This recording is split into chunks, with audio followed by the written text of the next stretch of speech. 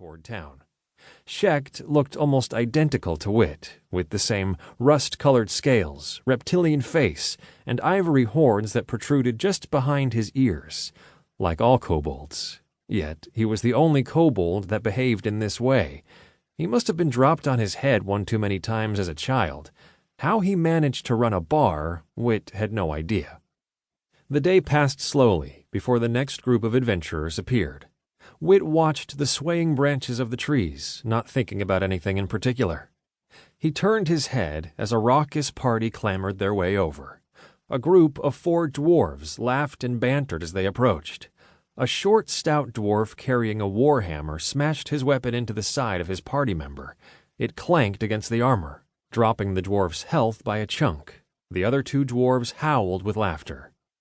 "Greetings, adventurers! How may I assist you today?" asked Witt. "Shut up, Kobold," the warhammer-wielding dwarf sneered, twisting his warhammer against his palm. He sported a thick red beard, braided intricately down his chest and adorned with silver clasps and brown leather armor.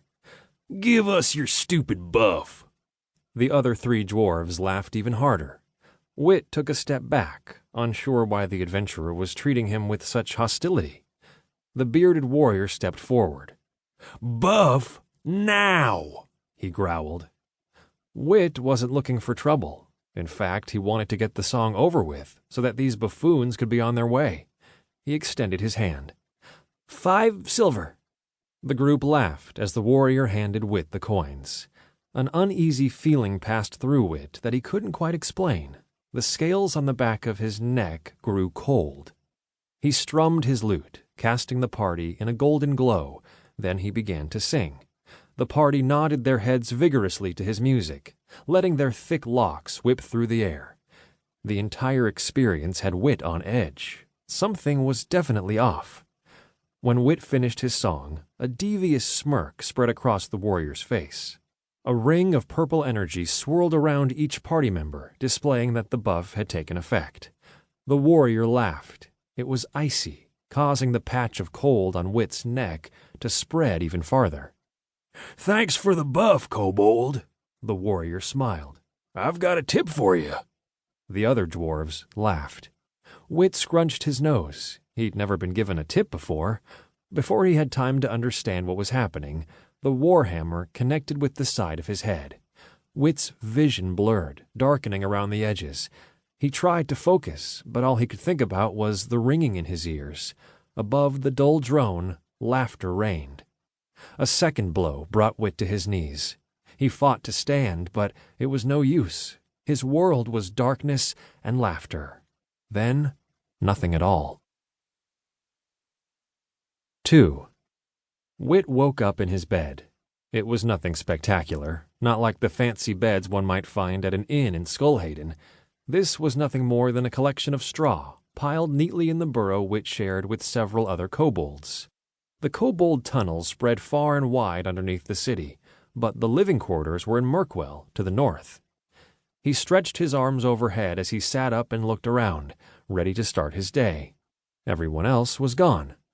I must have overslept. Witt quickly threw on his clothing, grabbed his bag and his lute, and set off toward the dungeon entrance. The sun was high in the sky as he raced from Mirkwell to Skullhaven. Many of his fellow kobolds were already at work, mining or farming. It was rare for a kobold to have a magical class, even rarer to have one like Witt's. Most kobolds who were blessed with magic were either assassins or rogues.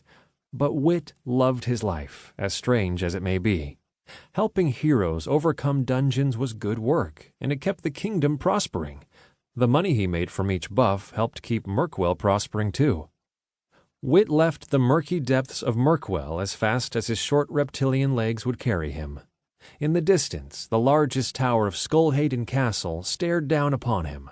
A massive stone skull, with glowing pyres for eyes atop the tower, comforted him in an ominous way. He passed through the giant stone arches of the city entrance, catching a few stares from the guards, but they said nothing. The market bustled with heroes and townsfolk, buying and selling. Witt scurried through the crowd, barely noticeable as he only came up to the waist of most of them. Something bumped into Witt.